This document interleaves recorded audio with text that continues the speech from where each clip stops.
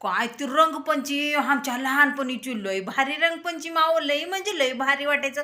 रंगपंचमी उरलेली आहे म्हणजे 2 दिवस आधीच कुठं कुठं आहे का ती लाल फुलाचे बघा वेलवेटचे फुलं आहेत का तसले झाडं कुठं आहेत म्हणून हुडकून ठेवायचं. आदल्या दिवशी का जायचं त्या झाडावर चढायचं, उडाली मोठे लाल फुलं आणायचं आणि का सकाळी सकाळी बघा लवकर उठायचं रंगपंचमी दिवशी आणि कपडे फाटके तुटके हुडकायचं. लगेच सापडत बी होते. पहिले लहानपणी फाटके तुटकेच कपडे राहत होते, कुठले जुने पुराणे काढायचं, ती घालायचं कपडे आणि ती फुलं का तुम्हाला सांगते असं वाटायचं.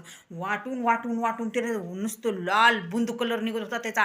बकीट भरायचे सगळे लाल पाण्यानं, ती का बकीट रंगाचे करायचे. आणि जी लई आगाव लहानपणी कार्टी होती कनी, त्यांना जर दुसऱ्याला काळं लावायचं असलं का, कुणी काही म्हणलेलं असलं, कुणी भांडं केलेलं शिवाय दिलेलं असलं का, तव्याचं काळं उरबडायचं, तव्याचं काळं आणि त्याला गोड तेल लावायचं आणि ती त्याच्या तोंडाला लावायचं बघा. ती निघत नव्हतं, चिकट लोळ होऊन बसत होतं. असं बी करत होते. आणि लई बाद जी वाया गेलेली कार्टी होती का, ती का तुम्हाला सांगते का शेणाचं पाणी करत होती. वास घाण शेणाचं पाणी, हिरवं गार व्हायचं ती शेणाचं पाणी तुम्हाला सांगते ती तसली. आणि नुसतं एकमेकाच्या अंगावर पिचकारी तसलं काय बंदूक टँक बिंक आमच्या टायमाला काही नव्हतं. उगं तांब्या घ्यायचं, टंबरेल घ्यायचं, बकेट घ्यायचं आणि कशानं बी एकमेकाच्या अंगावर फेकायचं.